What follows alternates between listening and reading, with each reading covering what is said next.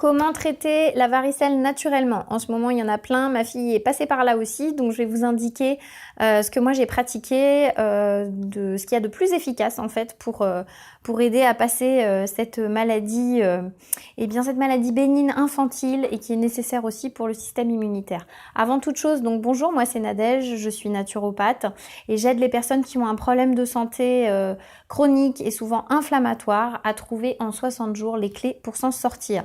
Donc oui, donc si vous êtes intéressé, si vous êtes une personne qui aime bien apprendre, si vous avez envie d'en connaître un minimum pour pouvoir faire par vous-même, si vous en avez marre que votre médecin vous dise je ne peux rien faire pour vous, je ne sais pas quoi faire pour vous aider.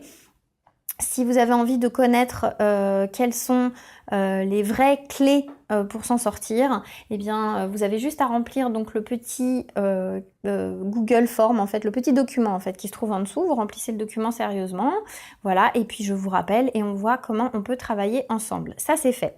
On passe tout de suite au remède. Donc la varicelle, donc on voit bien. Moi ma fille a fait elle a sorti une belle varicelle. Donc je vais vous expliquer. J'ai utilisé de l'homéopathie, j'ai utilisé des huiles essentielles, j'ai utilisé de la teinture mère, j'ai utilisé de l'argile. Donc le but c'est quand même que ça ne démange plus parce que ça fait tellement mal et ça gratte tellement que c'est très difficile pour les enfants. Il faut essayer de ne pas avoir de cicatrices. Et puis donc voilà, il faut traiter au mieux tout ça. Donc qu'est-ce que j'ai fait? D'abord la première chose, pardon, il y a un petit peu de bruit. La première chose que j'ai fait, c'est qu'on a donné donc 2 remèdes homéopathiques. Alors une fois que les boutons sont sortis, donc ça la démangeait tout de suite. Donc j'ai commencé par donner Rustox. Voilà, je vais le donner ici. Rustox. Alors par contre là, il y a écrit en 12 CH. Mais c'est pas en 12, c'est en 9 CH qu'il faut le donner. Voilà. Rustox. Donc en général, l'homéopathie, il faut savoir une chose. Si c'est le bon remède, au bout de 3 prises, 3 granules, 3 prises 3 fois, 1 heure après, espacé d'1 heure. Normalement, si votre enfant, ça le calme, c'est que c'est bon, c'était le bon remède, il n'y a pas besoin d'aller plus loin. Donc au début, j'ai donné ça en 3 prises, donc ça n'a pas tout à fait fonctionné. Donc du coup, je suis passée au remède suivant, et qui là, pour le coup, a fonctionné au bout de la 3e prise. Donc c'est Mezereum 9CH. Mezereum en 9CH. Alors là, par contre, ça l'a vraiment beaucoup calmé de ses démangeaisons. Ça lui a fait beaucoup de bien à ma fille, donc ça c'était super, on a donné ça. Ensuite, il faut pouvoir éviter les cicatrices et la surinfection, puisque c'est le problème des enfants quand ils se grattent. Donc ce qu'on a fait, c'est que sur les recommandations du médecin homéopathe que nous avons aussi, parce que j'ai beau être naturopathe, je ne suis pas médecin, donc des fois j'ai besoin de diagnostic.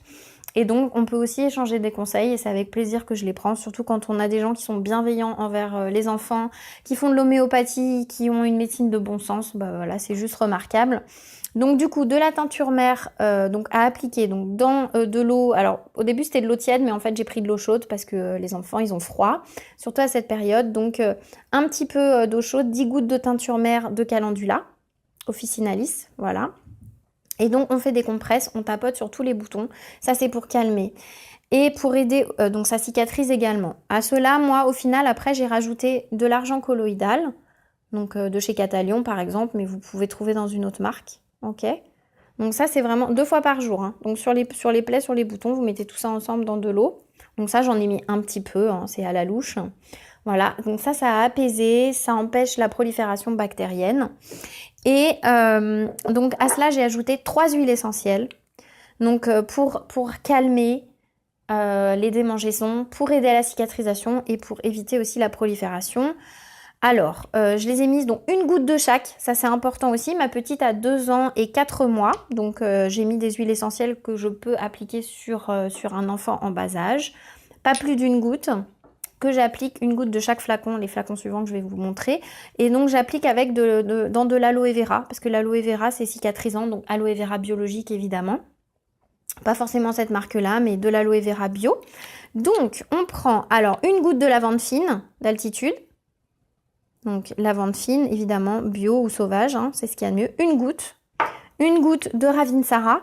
Cinnamomum camphora chémotipécinéole, c'est une huile qui est antivirale, donc très importante, et également antibactérienne, donc magnifique huile remarquable de l'hiver.